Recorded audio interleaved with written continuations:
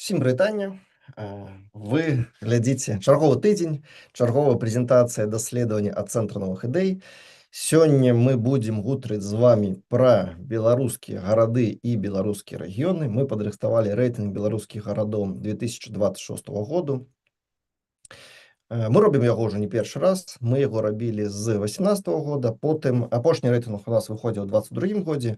Мы потым зрабілі невялічкую паўзу, таму што не заўсёды было да гарадоў рэгіёнаў, але нам гэтая тэма вельмі блізка, вельмі важна. Мы лічым, што развіццю рэгіёнаў, да, жыццю ў рэгіёнах трэба прысвечваць больш увагі і даследчым цэнтрам, і медыа, таму што часта мы канцэнтруемся на Мінску, а там таксама жыве вялікая колькасць людзей. Да. Яна жыве ў гарадах, гарады доўгі час з'яўляліся галоўнымі драйверамі росту, да, і вось для гэтага мы вырашылі рабіць у 2018 годзе гэты рэйтынг. Мы яго гістарычна так склалася, мы яго рэгулярна абнаўлялі, мянялі. Даследаванні ў Беларусі заўсёды сутыкаюцца з праблемамі збору дадзеных, да, не заўсёды статыстыка нейкая даступна. Калі мы кажам пра рэгіянальнае развіццё, то гэтай статыстыкі за апошнія 5 гадоў рабілась толькі менш. Некаторыя кавалкі проста знікалі дадзеных, некаторыя публікуюцца пазней, некаторыя прыходзяцца са складанасцямі збіраць. Таму для нас заўсёды было гэта таксама нейкае крэатыўнае практыкаванне. Кожны год мы спрабавалі штосьці новае дабаўляць. Вось у гэтым годзе, дарэчы, мы вырашылі паглядзець колькасць жанчын в мясцовых саветах дэпутатаў, да, таму што у нас год 26 гэта год беларускай жанчыны. Вот мы таксама гэтай дадзенай вырашылі сабраць, паглядзець, як па гэтаму, напрыклад, вымярэнню абстаяць справы. Крыху пра тое, што сёння будзе адбывацца. У нас спачатку Яўген зробіць прэзентацыю даследавання, асноўных вынікаў даследавання, потым Яўген Меркіс, да, ён даследчык, удзельнічаў у працы над гэтым даследаваннем, ён удзельнічаў у працы над мінулымі даследаваннямі рэйтынга гарадоў таксама. Потым Іван Щудрынок, эксперт па рэгіянальным развіцці, падзеліцца сваімі ўражаннямі і пра рэйтынг, і пра гарады, і пра рэгіёны. Потым мы можам в больш таком уже адкрытым фармаце абмеркаваць гэта, да, будзе пару пытанняў ад мяне і ад прысутных тут журналістаў медыа будзе таксама магчымасць задаць пытанні нашым сённяшнім выступаючым. Вось, пару яшчэ такіх рэчаў, калі вы прысутнічаеце на гэтым зуме і медыа, калі вы будзеце потым на частцы з пытаннямі, адказамі задаваць пытанні, вы можете альбо голасам, але тады ўлічвайце, што гэта трансляцыя ідзе у нас в лайфе на YouTube, і вы тады будете на YouTube таксама, да? Альбо можете напісаць пытанне в чаце, і я яго сам зачытаю нашим дакладчыкам. Я думаю, на гэтым я магу спыняцца і перадаваць слова Яўгену. Яўген, калі ласка. Шановне гаспадарства, усіх вітаю. Так, у нас сапраўды ў гэтым годзе чарговае выданне рэйтынга беларускіх гарадоў ад цэнтра новых ідэй, і хоць з мінула толькі 4 гады, бо апошні рэйтынг выпушчаны быў менавіта ў 23 годзе. Гэта файная нагода паглядзець, што за гэты час змянілася, і менавіта гэта мы зараз і зробім. Я запускаю для вас прэзентацыю. Итак, як тыя, хто, магчыма, падзабыўся, у наш рэйтынг уваходзіць 40 гарадоў самых буйных па колькасці насельніцтва, прыкладна пачынаючы з 19 тысяч і сканчаючы, канечне ж, сталіцай, горадам Менскам. Мы вымяралі гарады раней па 4 вымярэннях. У гэтым годзе мы трохі разнастаілі колькасць вымярэнняў і колькасць розных паказнікаў, таму мы замяраем гарады па дэмаграфічнай устойлівасці, па стане эканомікі, па якасці жыцця, па тым, як мясцовыя ўлады ўзаемадзейнічаюць з гараджанамі, дбаюць, справаздачацца аб тым, што яны робяць для насельніцтва. І таксама замяралі, канечне, турыстычную прывабнасць нашых гарадоў. І ўнутры гэтых 5 вымярэнняў колькасць паказнікаў у нас сёлета павялічылася, і гэта ўжо 20 паказнікаў. Якія гарады ў нас сёлета апынуліся самымі лепшымі, а хто апынуўся сярод аўтсайдераў? Вось так выглядае у нас выніковая табліца з таго, што можна заўважыць у параўнанні з папярэднім рэйтынгам, который выпушчаны быў у 22 годзе. Брэст у нас нарэшце абагнаў Гродна і заняў пачэснае другое месца. І таксама у топ-5 бачна яшчэ фенаменальны ўзлёт смалявічаў. Смалявічы сапраўды палепшылі свае пазіцыі і цяпер ужо на 4-тым месцы. Пры гэтым бачна таксама, што некаторыя гарады, которые раней паказвалі вельмі добрую дынаміку развіцця, добрую якасць жыцця, добрыя перспектывы. Гэта перш за ўсё тыя гарады, которые набліжаныя да сталіцы, такія як Салігорск, Дзяржынск, калі яны у 22 годзе у нас займалі 4-5 месца, то цяпер ужо спусціліся на 9-12. Самае катастрафічнае падзенне прадэманстраваў Жодзіна, который займаў раней 8-ю пазіцыю, цяпер спусціўся да 26-й. І прычыны гэтага мы паспрабуем таксама сёння магчыма асвятліць. Топ-10 па дэмаграфічнай устойлівасці выглядае ў нас вось так. Тут на першым месцы Смалявічы, перш за ўсё за кошт дынамікі насельніцтва. Як вядома, у нас дадзеныя па нараджальнасці і смяротнасці ў гарадах больш недаступныя публічна, таму мы проста замяралі сёлета агульную колькасць насельніцтва, наколькі яна змяншалася.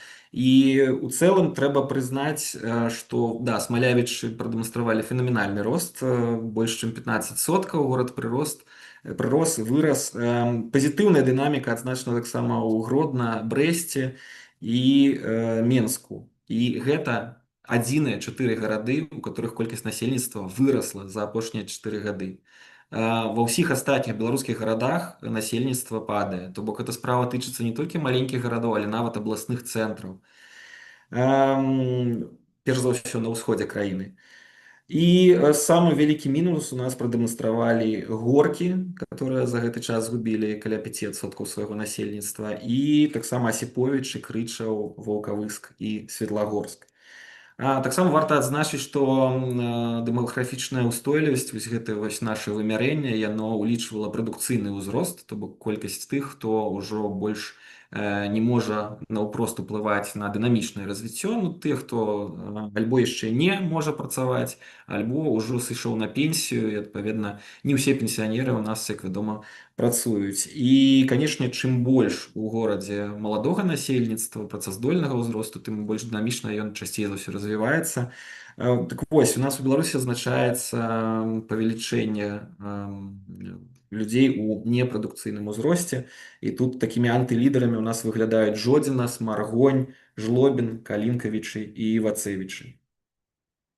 Вось, у 18 гарадоў з 40 назіраецца вельмі істотнае павелічэнне непрацаздольнага насельніцтва. На жаль, такія тренды. Пераходзім да топ-10 па стане эканомікі. Што ў нас робіцца па стане ў эканоміцы? Канешне ж, наш рэйтынг, ён з некаторым маленькім спазненнем выходзіць, бо мы вымушаны апірацца на афіцыйна апублікаваныя дадзеныя ў статыстычных зборніках за папярэдні год. Таму, канешне, вось тое падзенне, которое, магчыма, адбываецца ў нас зараз у эканоміцы за апошнія месяцы, гэтага яшчэ не ўлічвае, але тым не менш некаторыя тренды тут все ж таки бачныя. У дадзеным вымярэнні мы замяралі паказнікі па сярэднім заробку, па беспрацоўі. Да, мы вымушаныя залежаць ад афіцыйных дадзеных, але тым не менш. Мы таксама замяралі інвестыцыі за апошнія 5 гадоў і вылічвалі сярэдняе значэнне.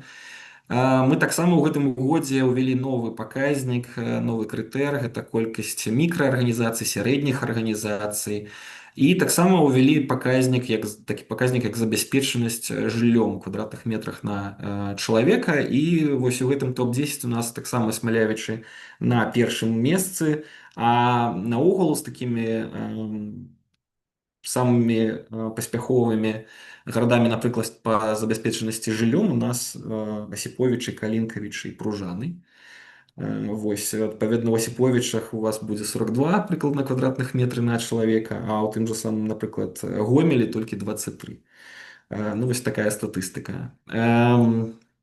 Пераходзім далей да наступнага нашага вымярэння. Гэта топ-10 па якасці жыцця. Канешне ж, якасць жыцця не проста замерыць, можна быць шчаслівым і ў дэпрэсіўным горадзе. але мы паспрабавалі хоць нейкую карціну намаляваць, і ў нас да звычайных нашых крытэраў, такіх як узровень злачыннасці, колькасці дактароў і колькасці студэнтаў у гэтым годзе мы вырашылі разбавіць такімі яшчэ крытэрамі, як колькасць еўраоптаў, паколькі гэтая сетка крамаў з'яўляецца такім пэўным базісам, который дазваляе асабліва людзям у невялікіх гарадах мець доступ да плюс-мінус тых жа самых там прадуктаў і тавараў, як і ў сталіцы, магчымасцю замовіць нешта. І таксама ўвялі колькасць кропак расійскай сеткі, расійскага маркетплейса Wildberries, которым зараз карыстаецца, канешне ж, большасць. І паспрабавалі такім чынам ацаніць якасць жыцця. Ну, вось у нас тут па суме ўсіх гэтых паказнікаў, канешне ж, абласныя гарады у топ-10 трапілі, але таксама можна паглядзець, што Пружаны, Пінск, Баранавічы і Слуцк не самыя горшыя ў плане якасці жыцця у Беларусі. Яшчэ тут цікава можна адзначыць вельмі пазітыўны тренд. Ён звязаны у нас з узроўнем злачыннасці. Ва ўсім свеце апошнія дзесяцігоддзі, як вядома, назіраецца так званы эфект Big Crime Drop, то бок вялікае падзенне колькасці злачынстваў, крымінальных менавіта. І ён працягвае дзейнічаць таксама і ў Беларусі. У нас, канешне, ёсць свае антылідары, самыя крымінальныя гарады ў нас Асіповічы і Барысаў, і Рэчыца яшчэ ў гэтым годзе у нас далучылася. Але у 26 гарадоў з 40 у нашым рэйтынгу колькасць злачынстваў за апошнія 4 гады знізілася больш, чым на 15%. І гэта пазітыўны тренд. Канешне, можна спрачацца, можна задацца пытаннем, наколькі аб'ектыўная тая статыстыка, которую Міністэрства ўнутраных справаў Беларусі публікуе. Бо, вядома, яны часам былі заўважаныя за тым, што падганяюць дадзеныя, вось гэтыя гуляюцца са статыстыкай, але тренд агульны ўсё ж такі заўважны.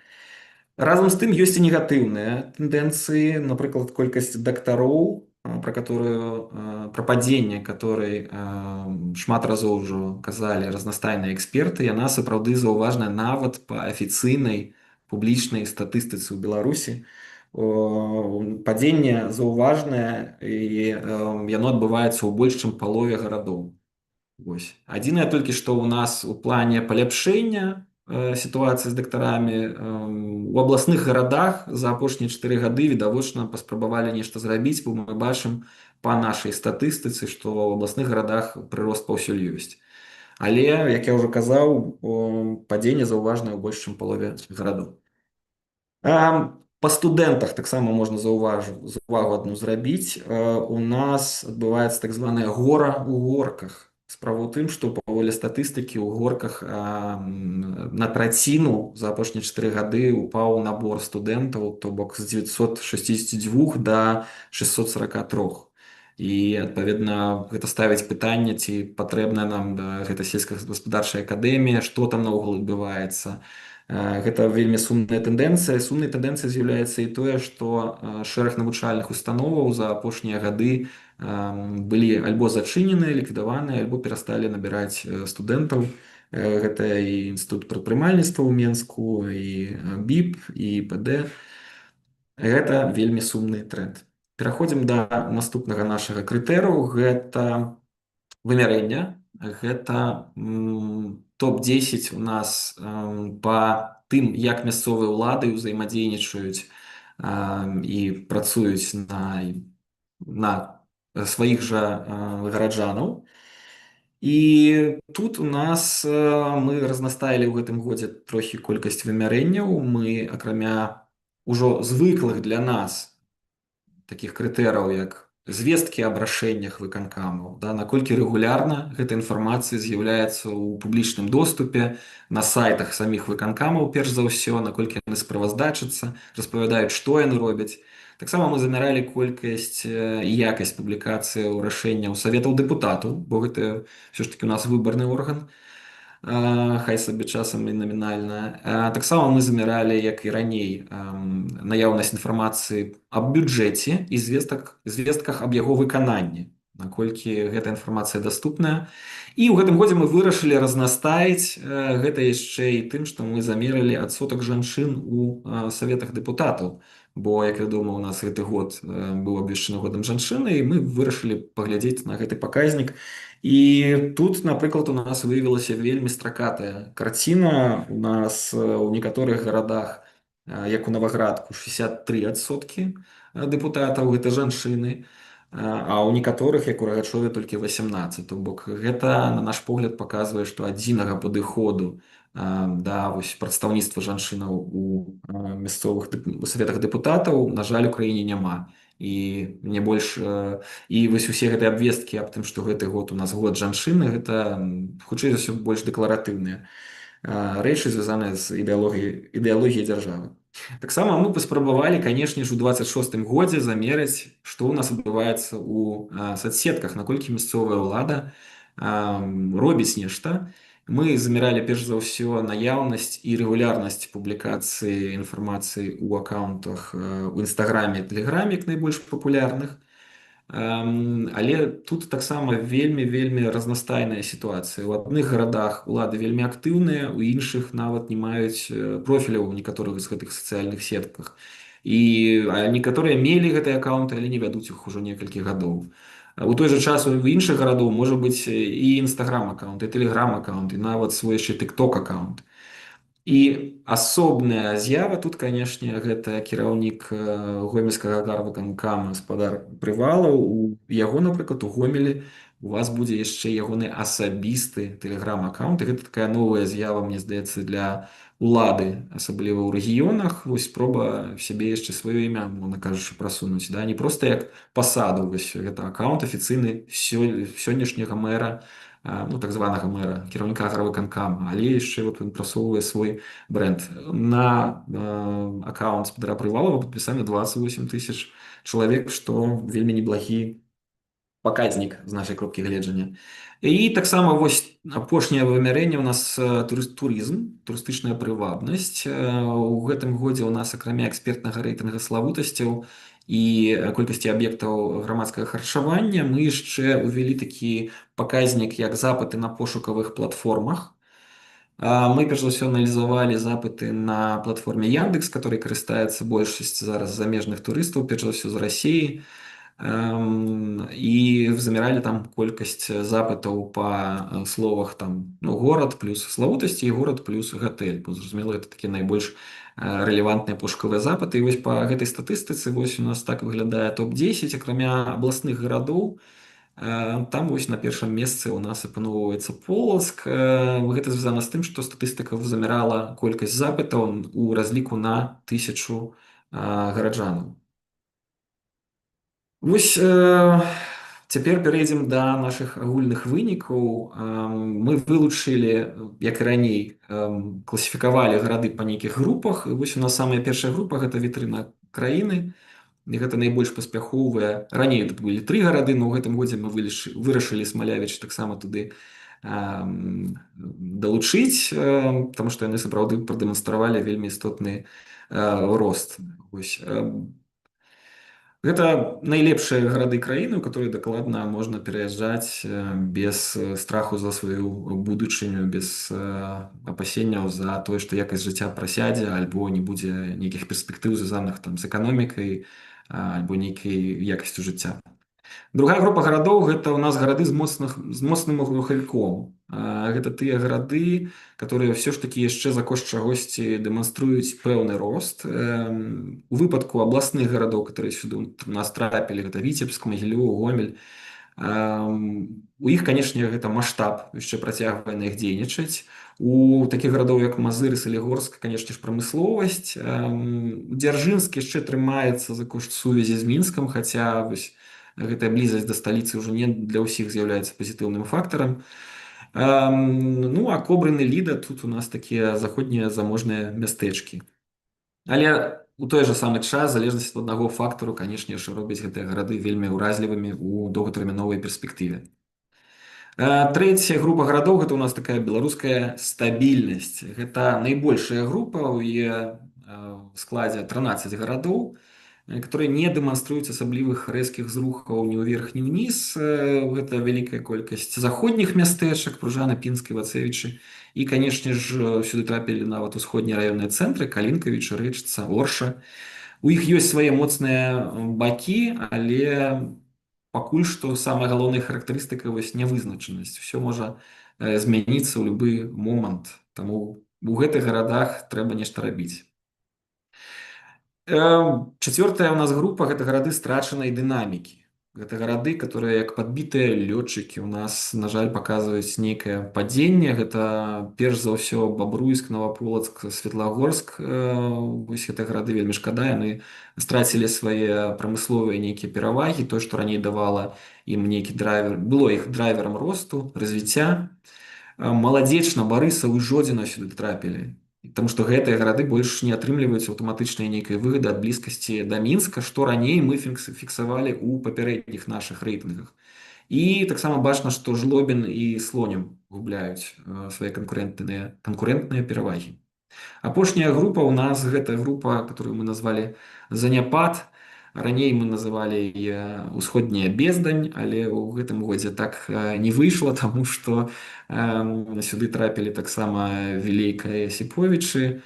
Гэта гарады, которые у нас паслядоўна атрымліваюцца ў самым нізе, апыноўваюць у самым нізе нашага рэйтынгу. І гэта гарады, у которых і насельніцтва колькасць змяншаецца, і з эканомікай нічога асаблівага не бачна. Ну, гарады вось без уяўнай перспектывы. І тое, што сюды далучыліся Вілейка і Асіповіча, гэта такі трывожны званочак для гэтых гарадоў.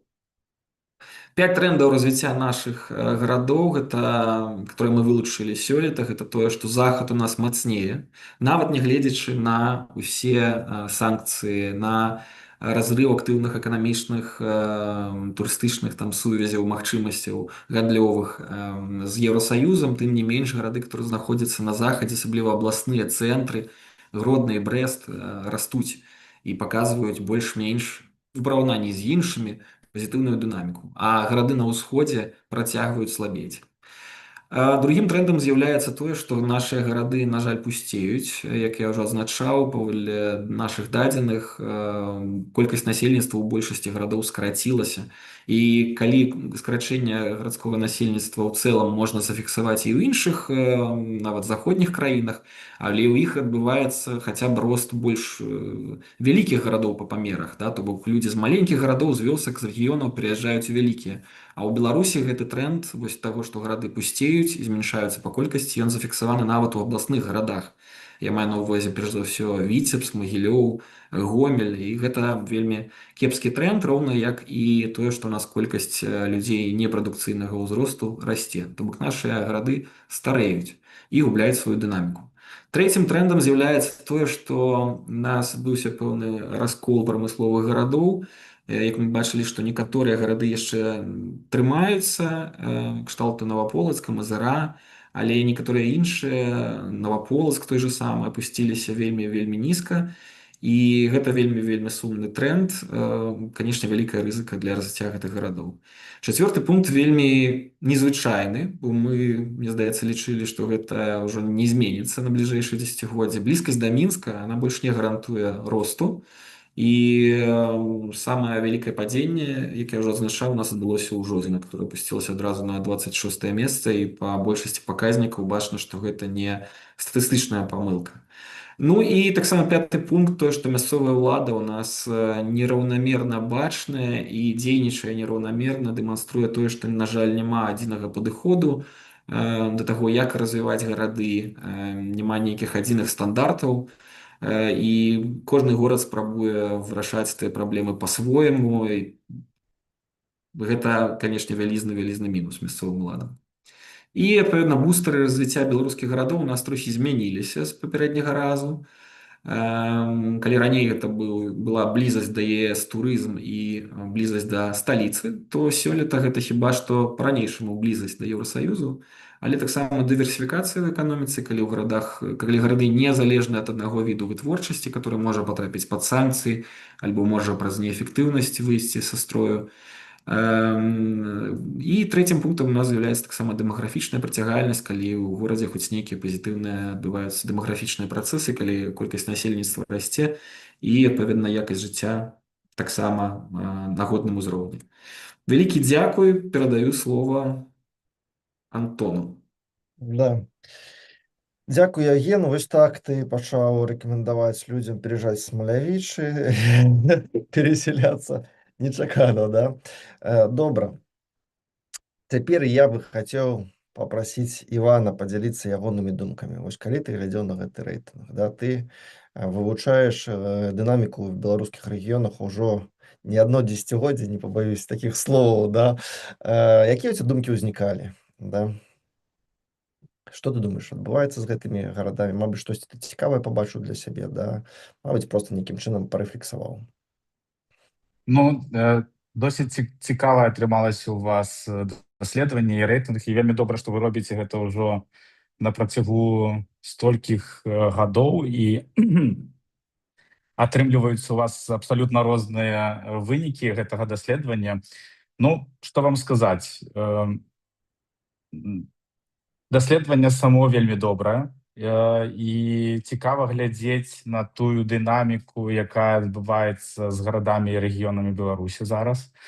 Што цікава было паглядзець, што большасць рэгіёнаў, якія апісваюцца ў даследаваннях, напрыклад, вашых з папярэдніх і зараз, то бачна, што беларускія рэгіёны па асноўных паказчыках крыху валяцца, да? І калі зараз глядзець на рэйтынг, то было б нават, я вось думаю, што можа быць можна цэнтру новых ідэй ужо займацца тым, каб ацэньваць рэйтынг падзення беларускіх гарадоў, да, па паказчыках, і глядзець, хто з іх падае не так хутка, як іншыя, і глядзець, у якіх з гарадоў, напрыклад, у гэтым рэйтынгу найлепшыя вынікі, то есть хто больш спраўляецца з крызіснымі сітуацыямі, больш эфектыўна працуе, як ідэя, якая прасочваецца. Таксама вельмі цікава было паглядзець, што заходнія гарады, яны больш паспяховыя. Вось цікава нават ацаніць вось гэты поспех, ён звязаны з тым, што яны зараз так эфектыўна працуюць, ці тое, што яны на працягу шматлікіх дзесяцігоддзяў вельмі так добра ўкладваліся ў сваё эканамічнае развіццё, мадэрнізавалі прамысловасць, там глядзелі, як займацца сваім прасоўваннем за кошт тых жа самых праектаў, якія яны рабілі па прыгранічнаму супрацоўніцтву і гэтак далей, гэтак далей. І цікава, што яны ў гэтым дабіліся вельмі такіх значных вынікаў. Зараз з'яўляюцца такімі цэнтрамі прыцяжэння людзей, і людзі туды едуць, пераязджаюць. Цікава было, напэўна, паглядзець не толькі на натуральны рост насельніцтва, а яшчэ на такую унутраннюю беларускую міграцыю. Паглядзець, як людзі едуць з іншых гарадоў, напрыклад, з усходняй Беларусі на захад і захада на ўсход. І цікава вось для мяне было адзначыць, што людзі едуць зараз не толькі ў Мінск, а людзі едуць зараз у Гродна і ў Брэст. І гэта таксама вельмі такі добры паказчык, які адлюстроўвае, што абласныя гарады, калі да іх кіравання падыходзіць з розумам, яны таксама маюць шансы. Ну, увогуле, мне падаецца, што даследаванне паказвае добра карціну такую, што адбываецца ўвогуле ў Беларусі. Адбываецца такі вельмі значны дэмаграфічны крызіс, і гарады, асабліва маленькія гарады, вось калі нават па вашым рэйтынгу паглядзець, асабліва маленькія гарады сталківаюцца з праблемай таго, што яны вельмі хутка губляюць сваё насельніцтва. І з гэтым, на жаль, амаль што нічога не робіцца. Гэты тренд прасочваецца ад года да года, і паляпшэння сітуацыі неяк не бачыцца, да? І што цікава таксама назіраць у даследаванні, што у абласных гарадоў лепшыя паказчыкі па развіццю ўвогуле і ўвогуле по якімсьці тэндэнцыям. Нават у вашым рэйтынгу заўжды абласныя гарады і гарады, якія крыху менш за сярэднія, яны пакуль што яшчэ трымаюцца на ўзроўні. І вось большасць даследаванняў, якія займаюцца рэгіянальным развіццём Беларусі, яны кажуць, што на гэтых кропках росту Беларусі трэба засяродзіць сваю ўвагу і імі займацца больш так шчыльна і укладваць там больш сродкаў. Таму трэба было б паглядзець, што ў гэтых сярэдніх гарадах трэба было б рабіць. І на іх, можа быць, у наступным даследаванні таксама звярнуць больш увагі. Ну, я б крыху паспрачаўся з вашым падыходам, што вы абласным гарадам накідваеце нават за тое, што яны там прывабліваюць дапаўняльнае насельніцтва і што іх больш насельніцтва пражывае, там вы па дзясятачкі ім накінулі. Вось, можа быць, у наступны раз можна было б разбіць гарады на групы, таму што зараз, калі паглядзіце былыя даследаванні, то бачна, што заўжды Мінск, абласныя гарады і парачку гарадоў такіх сярэднячкоў, яны заўжды ў вас у топ-рэйтынгу знаходзяцца. А такія малыя, як быццам бы ў іх увогуле няма шансаў, калі яны не знаходзяцца дзесьці радам з Брэстам, ці нават як Жабінка якая-нибудь или як Смалявічы недалёка ад Мінска знаходзіцца. Было б неплохо для рэйтынга, можа быць, разбіць на групы, напрыклад, на вялікія гарады, на сярэднія гарады, на малыя гарады і паглядзець, якая дынаміка адсочваецца ў развіцці гэтых розных груп гарадоў, да? І можа быць нават для гарадоў, якія па якіх-небудзь паказчыках там найбольш добра развіваюцца, там, напрыклад, у сацыяльнай сферы, у сферы кіравання, у сферы эканомікі, ім накідваць такіх плюс 10 за тое, што яны эфектыўна спраўляюцца з якімісьці праблемамі ў сябе на месцах. Вось. Так, што сказаць? Кожны раз ваш рэйтынг адлюстроўвае тое, што ў Беларусі адбываецца. Ёсць значны такі дэмаграфічны крызіс. Гарады вельмі хутка губляюць насельніцтва. Вельмі так бачна, што ў сярэдніх і ў малых гарадах запавольваецца эканамічны рост, што нарастаюць больш і больш, становіцца сацыяльных праблем, становіцца больш праблем у якасці кіравання і забеспячэння якіхсьці мінімальных сацыяльных стандартаў. І мне падаецца, што гэта такая добрая аснова для мясцовых уладаў задумацца, што і дзе ім трэба рабіць. Вось, якімі накірункамі трэба заняцца, каб увогуле не страціць насельніцтва і не атрымаецца так, што яны прарацяцца з гарадоў у гарадскія пасёлкі і на мінімальных стандартах будуць валачыць неяк сваё існаванне. Таму раю і жадаю Цэнтру новых ідэй далей падаўжаць гэтыя даследаванні і таксама рэкамендую вельмі уключыць такую вельмі важныя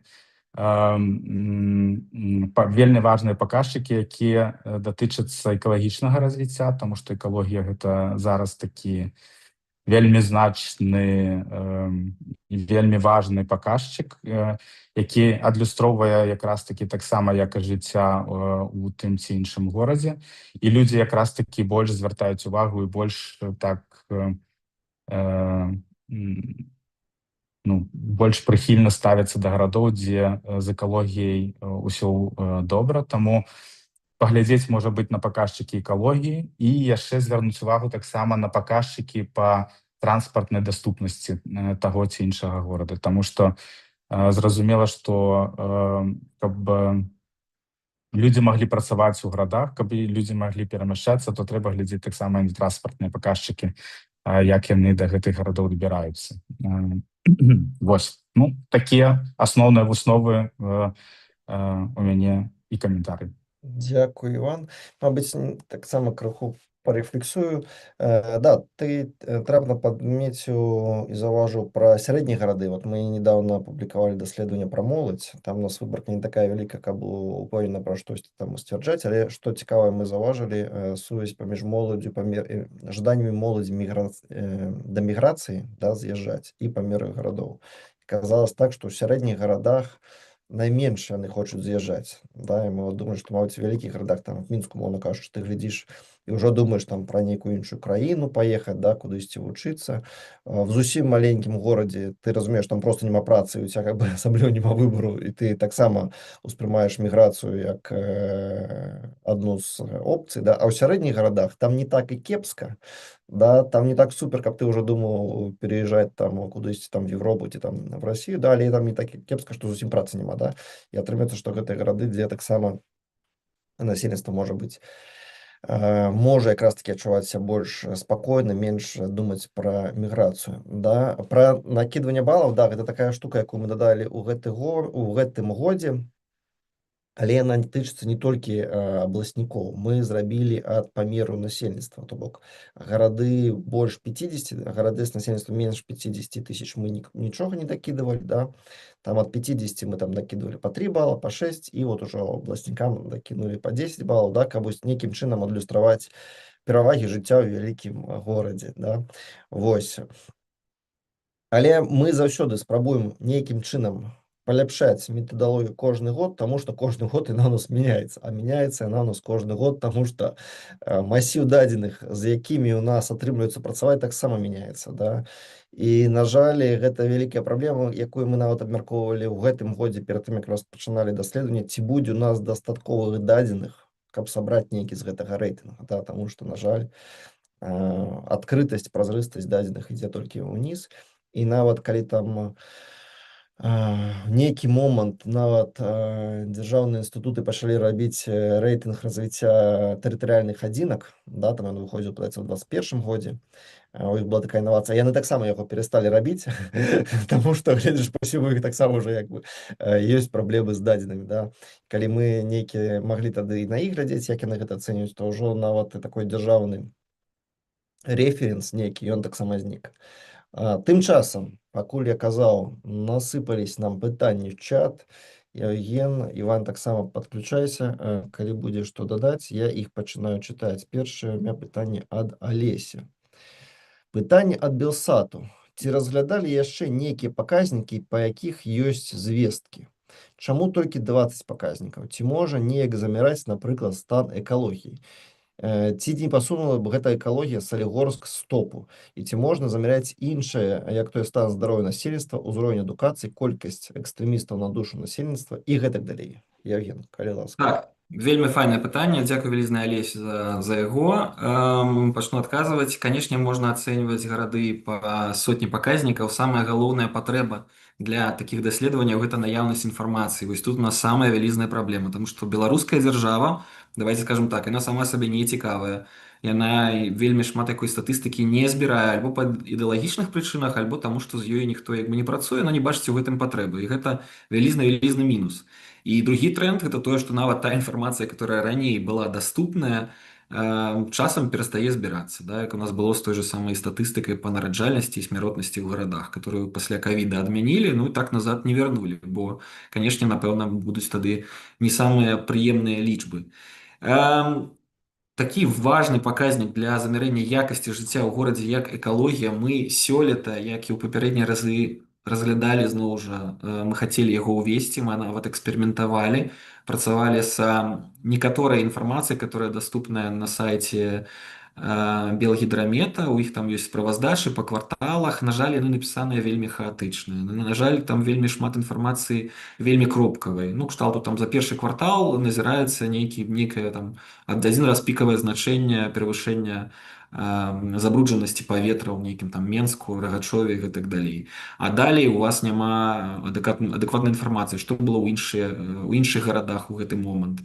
З-за гэтага, паколькі ў нашай выбарцы 40 гарадоў, атрымаць уцямную карціну, наколькі кепская сітуацыя ў тых альбо іншых гарадах. Канешне, на звычайным узроўні мы ведаем, што ў Салігорску, напэўна, з экалогіяй будзе горш, чым там у Рагачове. Але як гэта адлюстраваць на аснове нейкага масіва дадзеных, вось тут самая галоўная праблема, таму ні па якасці водных рэсурсаў, ні па якасці там забруджвання паветра, глебы, радыяцыі у тым ліку нам не ўдалося з гэтым штосьці зрабіць.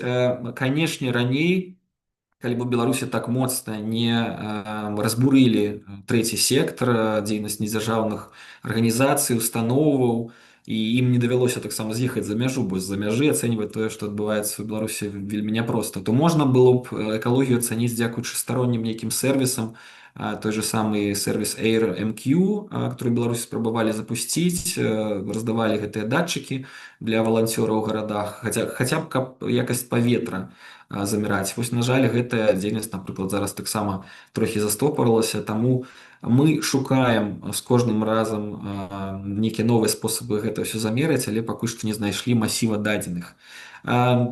Тое ж самае датычыцца стан здароўя насельніцтва. Ну, у нас няма такой інфармацыі. На гэтую тэму можна напісаць нейкія аналітычныя артыкулы. Мы пры стварэнні гэтага рэйтынга кансультаваліся з экспертамі, з беларускімі медыкамі, што ў іх ёсць план інфармацыі, але яна вельмі стракатая. Для рэйтынга шмат чаго з гэтага выкарыстаць нельга, але для цікавых аналітычных артыкулаў, магчыма, можна, і мы разглядаем, наколькі я разумею, такую магчымасць. Тое ж самае датычна ўзроўню адукаванасці насельніцтва. А вось па колькасці экстрэмістаў на душу насельніцтва гэта вельмі файнае пытанне, бо раней у нас быў паказнік памер рэпрэсій у гарадах, і таксама мы заміралі памер актыўнасці ў гарадах на аснове базы тых, хто быў зарэгістраваны ў платформе «Голас». Але, на жаль, платформа «Голас» зараз для 26-го года ўжо, напэўна, не настолькі актуальная. Тое ж самае тычыцца і статыстыкі па рэпрэсіях, бо вельмі часта рэпрэсіі носяць вельмі раскіданы характар. Чалавека могуць у Менску затрымаць, ён сам Меншук, за тое, што ён зрабіў у Менску, але кінуць у СІЗА ў Гомелі і судзіць яго будуць у Гомелі. Адпаведна, за гэтага Гомель раптоўна стане у нас вельмі такім рэпрэсіўным горадам, а Менск, наадварот, трохі палепшыць сваю статыстыку. Таму ад гэтага пункта ў гэтым годзе мы таксама былі вымушаныя адмовіцца. Ну, у прынцыпе, статыстык па затрыманнях збіраецца праваабарончымі арганізацыямі. Магчыма, гэта таксама стане нагодай для чарговай аналітычнай працы. Да, я тебе дадам. Па экалогіі мы, в прынцыпе, з самага першага нашага рэйтынга спрабуем нейкім чынам падумаць, як дадаць экалогію. І, в прынцыпе, ўсё зроблена так, каб гэта было зрабіць амаль што немагчыма. Да? То бок, такіх звестак, якія бы... Мы проста нашым рэйтынгу хочам якраз такі найменш спасылацца на так званыя экспертныя ацэнкі, да? А больш працаваць менавіта са статыстычнымі дадзенымі. Да? І асноўнай нашай крыніцай па большасці ацэнак з'яўляюцца зборнікі штогадовыя, якія там публікуюцца па абласцях, да? І дзе гэтыя звесткі нейкім чынам збіраюцца. І па экалогіі пакуль што у нас не атрымлівалася знайсці, да, вот, каб гэта можна было нейкім чынам не суб'ектыўна, а больш-менш аб'ектыўна і без там, з разуменнем таго, што там няма нейкіх там маніпуляцый з дадзенымі, да, нейкім чынам гэтыя гарады ацэніць, да, з экалагічнага пункту гледжання. Ну і Евген расказаў, што раней, напрыклад, 22-м годзе ці 21-м годзе мы звярталіся да платформы «Голас», яны з намі дзеліліся сваімі дадзенымі па рэгіёнах, да, і мы вылічвалі, у якім горадзе колькі людзей в разліку на 1000 чалавек, вот, актыўнасць у горадзе, да, там, і мы гэта разлічвалі, в 21-м гэта па базе 20-го года было, і в 22-м мы глядзелі дадзеныя па так званаму рэферэндуму, да, колькі прымала удзел. На жаль, зараз такога няма. Тое ж самае тычыцца па рэпрэсіях. Мы звярталіся да праваабаронцаў, таксама з імі размаўлялі ў таком нефармальным фармаце адносна таго, ці можна нейкія взяць звесткі, але зноў жа, каб па 40 гарадах іх сабраць, яны былі ўжо собраны і нейкім чынам іх апрацаваць, гэта не заўсёды проста. Да? Ідзем далей па пытаннях. Дмітрий. Можна, Антон, яшчэ Давай. пару рэкамендацый. Давай, Вось наконт стану навакольнага асяроддзя.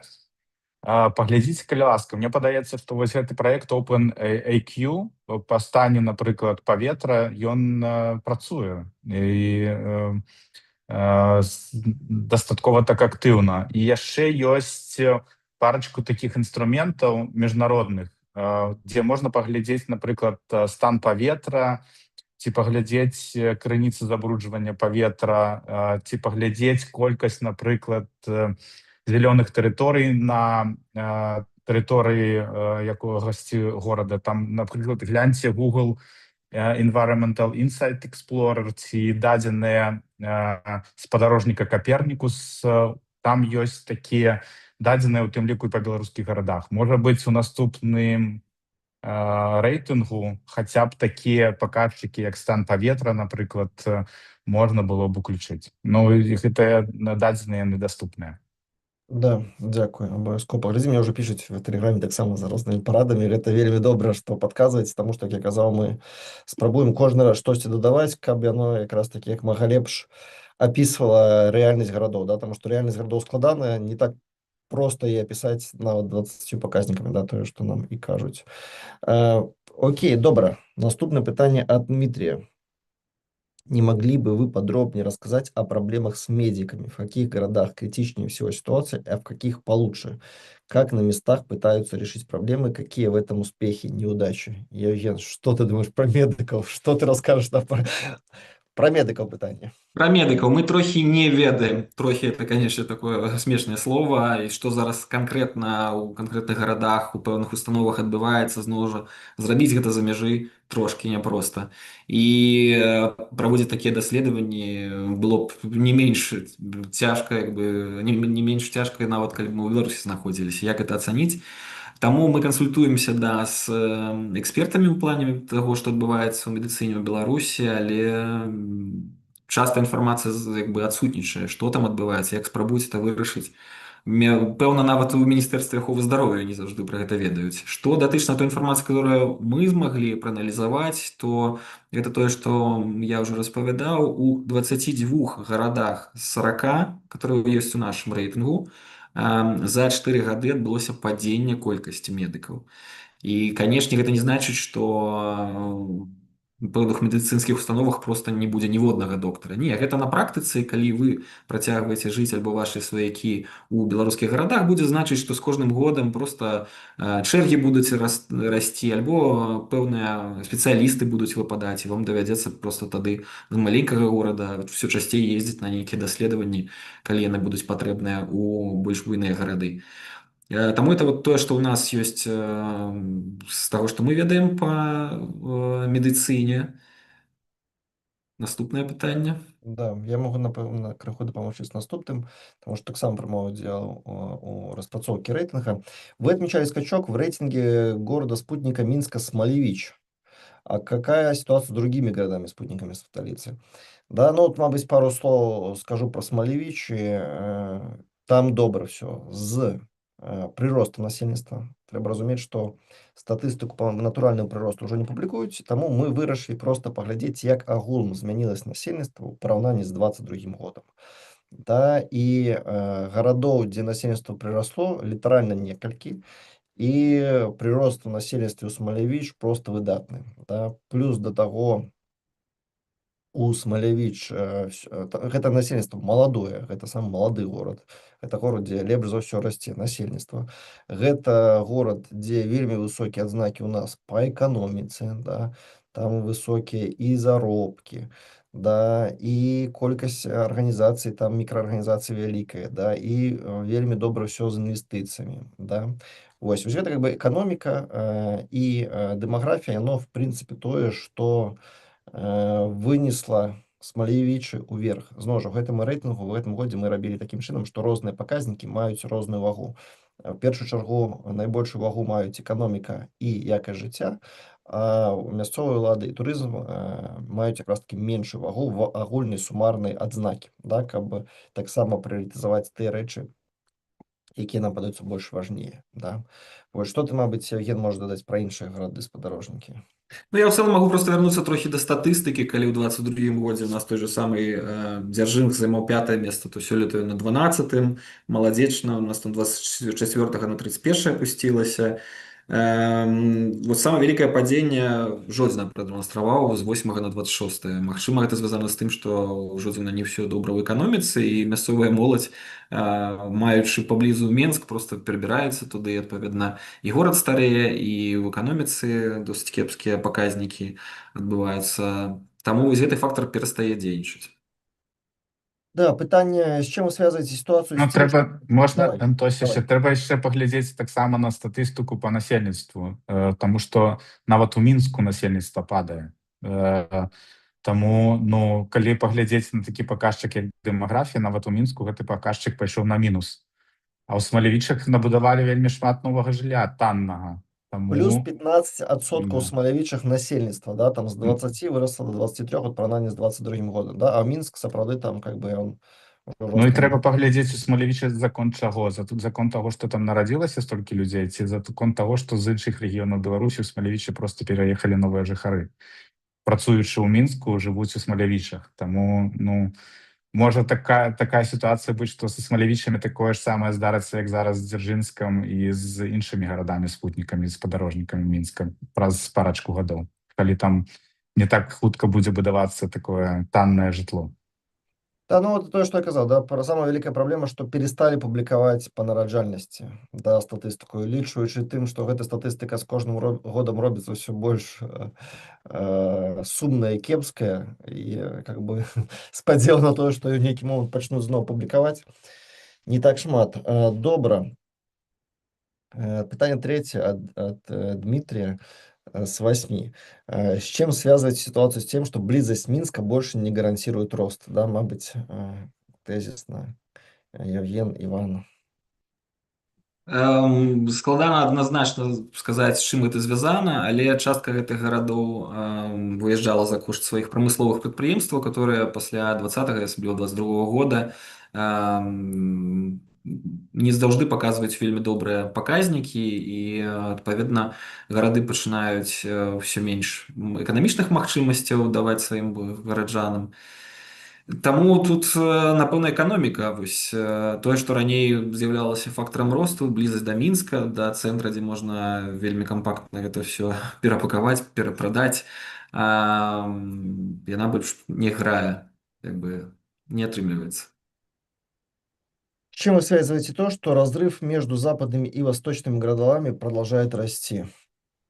Я могу выказаць сваё суб'ектыўнае меркаванне, ўсё ж такі нягледзячы нават і на санкцыі, на тыя непаразуменні, назовем гэта так, у палітычнай сферы дыпламатычнай, которые у нас назіраюцца паміж дзейсным рэжымам у Менску і заходнімі краінамі. Нягледзячы на тое, што расійская дзяржава, расійская эканоміка ўспрымаецца як край бязмежных магчымасцяў, напэўна, ўсё ж такі вось блізасць да ЕС, як паказвае практыка, нягледзячы на тое, што ўжо не адзін год прайшоў, это ўжо не першы рэйтынг беларускіх гарадоў, яна працягвае дзейнічаць, адпаведна, вось гарады, которые бліжэй да Еўрасаюза, яны ў прафіцыце не толькі за кошт эканомікі, але і за кошт турызму таксама, а турызм, асабліва калі заходні турыст прыязджае, ён вымушае мясцовыя ўлады больш штосьці рабіць для гараджанаў, больш адкрыта дзейнічаць, і мы гэты тренд назіралі ў папярэдніх рэйтынгах таксама. Таму вось пэўна з гэтым гэта звязана. Ну і тое, што шмат якія гарады на ўсходзе Беларусі мелі вялізную колькасць прамысловых прадпрыемстваў, асабліва калі параўнаць, напрыклад, Гомель з Брэстам. Так было яшчэ з часоў Савецкага Саюза. Але вось чамусьці Гомель пры ўсёй ягонай індустрыйным багацці ён не здолеў зараз быць у прафіцыце, і як толькі адбыліся нейкія праблемы, гэта адбіваецца на якасці жыцця і дынаміцы развіцця гэтага горада, як і іншых на ўсходзе. Это маё асабістае меркаванне. Иван, а ты что думаешь про подел на заход и усход? Я думаю, что тут такая ситуация и с Минском, и с заходними, и с усходними городами таксама. Потому что рост — гэта рост насельніцтва, перш за ўсё зараз. Калі мы бачым, што людзей становіцца ў горадзе больш, то эканоміка становіцца мацнейшая. Гэта, ну, такая вельмі важны такі паказчык. Калі мы паглядзім на Мінск, калі мы паглядзім на Брэст і паглядзім на Гродно, то, напрыклад, у Брэсце і ў Гародні там насельніцтва расце. Таму і гарады растуць. Вось. Ну, это такі, калі проста казаць. А калі паглядзець на гісторыю чаму так, то мы заўважым, што і Брэст, і Гродно, яны вельмі доўгі час укладаліся ў развіццё больш навейшай прамысловасці, укладаліся больш у якасць жыцця ў сваіх гарадах, больш укладаліся у, ну, усе ведаюць там, нет лучше места, нет лучше места, как-то Брест. Лучше Бреста нету места. Во. Это все как бы знают, да, и Гародні, як каралеўскі горад, таксама все ведаюць.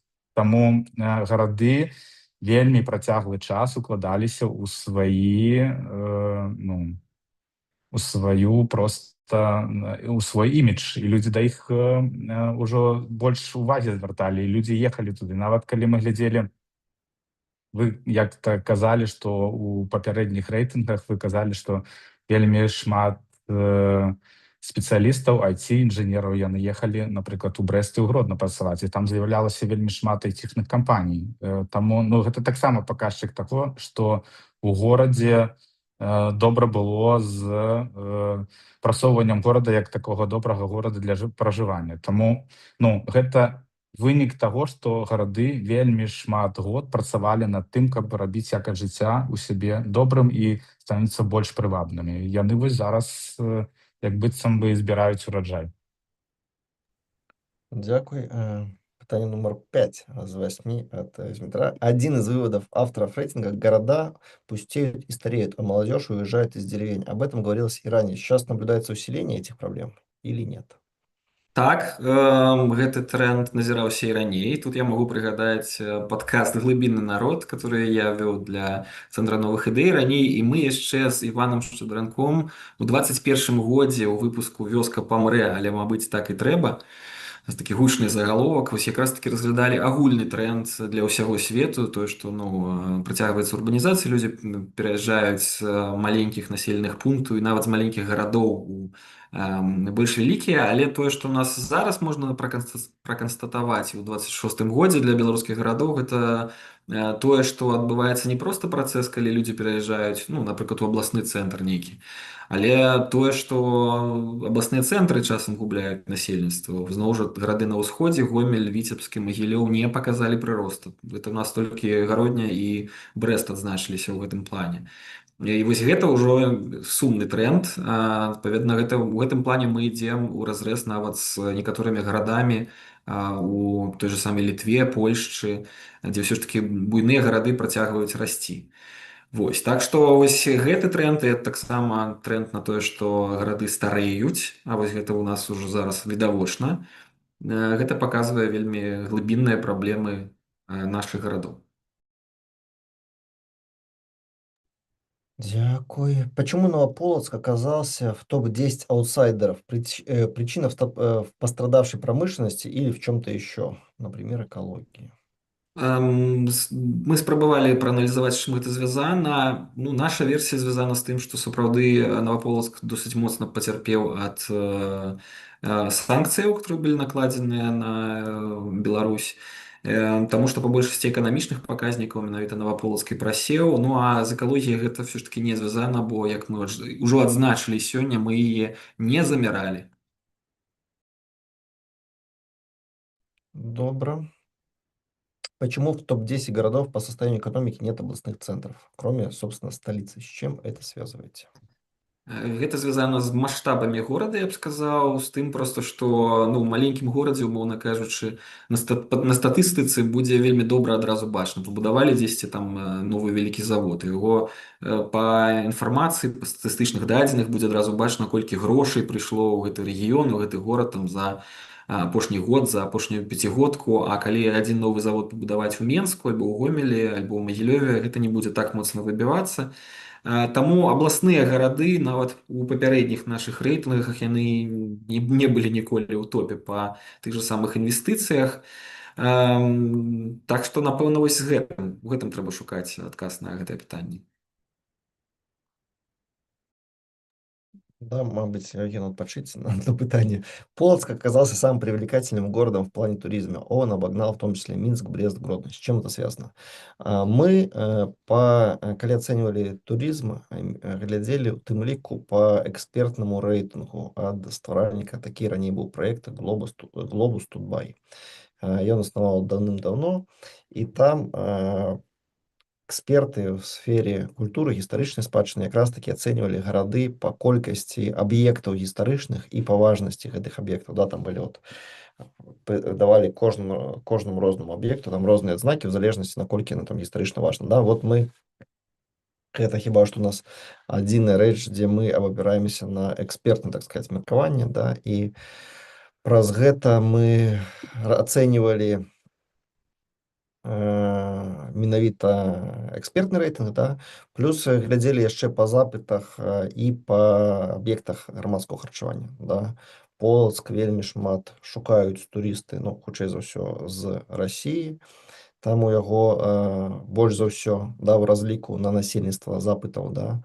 Вось, найбольш за ўсё балаў якраз такі за гістарычную спадчыну. Вось, па аб'ектах грамадскага харчавання там ужо ў Полацка менш адзнак, да. Вот па сукупнасці трох гэтых фактараў горад і апынуўся на першым месцы, да.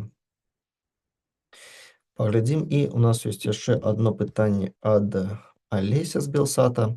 Смалявічча вы пахвалілі, а ці вядома, што там кепскага? Што сказаць пра канкрэтны горад і пра абмежаванне даследавання тым, хто глядзіць на рэйтынг і вырашыць пераехаць у Смалявічы? Што кепска ў Смалявічах, Евген? Я ў Смалявічах апошнія пару гадоў не быў, гэта было звязана з аб'ектыўнымі перашкодамі ў гэтым плане, але ну зноў жа якасць жыцця вот вырашаць для сябе, ці варта пераязджаць у горад ці не. Ну, напэўна, кіравацца для гэтага толькі адным нашым рэйтынгам цэнтра новых ідэй не самая лепшая ідэя, гэта толькі дадатковая інфармацыя для развагаў. Бо можа вам проста падабаецца прырода ў горадзе, ці там нейкія гістарычныя адметнасці. Ну, відавочна, у Смалявіча зараз паказваюць вельмі хорошую дынаміку, туды пераехала вялікая колькасць досыць маладых сем'яў, судзячы па статыстыцы. Таксама варта паглядзець, што ўсё ж такі горад непадалёк ад сталіцы знаходзіцца, паказвае некепскую дынаміку. Але вось даследаваць гарады ўжо паасобку гэта была б добрая ідэя для далейшых, не ведаю, выпускаў падкаста ці аналітычных артыкулаў, да, сапраўды паспрабаваць з кімсьці выйсці на месцы на сувязь і спытаць, як гэта жыць у адным з самых лепшых гарадоў Беларусі, да, который займае 4-ю пазіцыю ў нашым рэйтынгу. Ўсё астатняе ў нас, як заўжды, упіраецца ў самае банальнае, адсутнасць інфармацыі, адсутнасць статыстыкі. Да. Мы на аснове тых крытэрыяў, на аснове той інфармацыі, которая у нас была, мы вось паспрабавалі прааналізаваць, і у нас Смалявічы трапілі на 4-е месца. Дзякую ўсім, хто пісаў пытанні. Вельмі шмат пытанняў, вельмі такія глыбокія пытанні, сур'ёзныя, дасканалыя для нашых экспертаў. Якраз такі тое, што трэба. Мабыць, перад тым, як скончыць, я бы задаў ад сябе апошняе пытанне да Евгена, да Івана.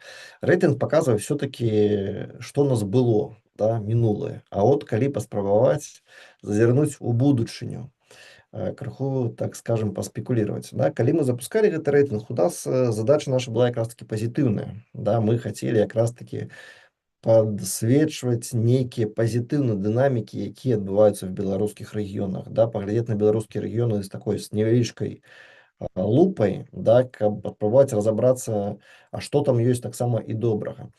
Але так атрымалася па аб'ектыўных незалежачых ад нас прычынах, да, што добрых навінаў робіцца ўсё менш і менш. Як казаў Іван, колькасць гарадоў, якія мы раней называлі драйверы, з кожным рэйтынгам змяншаецца. Да, і зараз яно ўжо звузілась да абсалютна нейкага такога мінімуму, можна сказаць, да, па сутнасці. Вот наша вітрына краіны, да, вось гэта 4 горады, гэта адзіныя гарады, якія, можна сказаць, сапраўдныя драйверы. Все астатнія ўжо ёсць нейкія нюансы. Хаця раней, в мінулых рэйтынгах гэтых гарадоў было больш. І што вы думаеце, пераходзячы да майго пытання, Евген, Іван, што вы думаеце, гэта тэндэнцыя, она неабраціма, да, ці яна яшчэ можа змяніцца, да, ці гэта ўжо з намі надоўга, ці можа нешта адбыцца і больш гарадоў пачне вяртаць сваю дынаміку, да, ці мы все-таки пачынаем сутыкацца з нейкімі структурнымі абмежаваннямі, як, умоўна кажучы, дэмаграфія, якая не выправіцца даволі хутка, да, умоўна кажучы, да, ці складанасці ў эканомікі, які таксама там інвестыцыйныя цыклы таксама не хутка змяняюцца, да. Ці ёсць яшчэ нейкая надзея ў іншых гарадах, ці яе няма? Вось такое няпростае пытанне, калі ласка. Іван, я, напэўна, на гэты раз перадам права першаму адказаць табе, каб у нас была трохі разнастайнасць. Ну, слухайце, мне падаецца, што гэта такі, увогуле такі сусветны тренд, што малыя гарады, яны губляюць патэнцыял і губляюць насельніцтва. Вось мы неяк пражывалі ўжо этап, калі вёска станавілася меншая, шматлікія вёскі знікалі. Зараз я так разумею, што наступныя ў чарзе маленькія гарады, якія ў нас у Беларусі знаходзяцца. І гэта праблема такая, ну, агульная, таму што калі паглядзець увогуле на дынаміку дэмаграфіі ў Беларусі, то ўжо такі вельмі бачны, значны дэмаграфічны крызіс, які ставіць устойлівае развіццё ў беларускіх гарадах пад вялікае пытанне. Таксама вось не ацэньвалі ніяк аўтары даследавання тое, сколькі людзей з'ехала ўвогуле ў Беларусі, да? І як гэта таксама адразілася на беларускіх гарадах, што таксама такі вельмі значны паказчык. Ну, увогуле трэба сказаць, што калі паглядзець на тое, што прапануюць, напрыклад, беларускія эканамісты ў якасці мераў, што можа палепшыць становішча ў беларускіх гарадах, гэта звярнуць увагу на вось абласныя цэнтры і на такія субрэгіянальныя цэнтры. Яны таксама ў вашым рэйтынгу стаяць у першай двадцаткі гарадоў, да? І туды ўкладваць па максімуму інвестыцый, там глядзець на якасць жыцця, вельмі моцна працаваць з транспартнай даступнасцю гэтых гарадоў, для таго, каб людзі не з'язджалі з Беларусі. Таму што людзі не толькі з'язджаюць з вёсак у якіясьці больш крупнейшыя, такія больш мацнейшыя гарады, яны з'язджаюць увогуле з Беларусі. І гэта самы галоўны фактар. Чым менш людзей будзе знаходзіцца ў Беларусі, тым менш шансаў у маленькіх гарадоў будзе заставацца. Таму што будзе ў будучыні, невядома. Калі сітуацыя будзе такая, якая яна ёсць зараз, то беларускія гарады так і будуць губляць насельніцтва і становіць меншымі, і ўсё менш і менш шансаў у іх будзе на развіццё. Там трэба рабіць вельмі шмат чаго. Трэба займацца інстытуцыйнымі рэформамі, трэба займацца рэгіянальнай рэформай, трэба больш даваць свабоды ў эканамічным развіцці і больш свабоды прадпрымальнікам. Трэба вельмі шмат грошай і пасіл, і таксама рабіць вельмі шмат у якасці кіравання ў гарадах, даваць людзям больш магчымасці прымаць удзел у гарадскім кіраванні. Ну, калі мы паглядзім на гэтыя всякія разныя прапановы, якія маглі б дапамагчы беларускім гарадам неяк стаць на ногі, то мы пабачым, што мала чаго ў гэтым робіцца. Таму, што будзе далей, пабачым.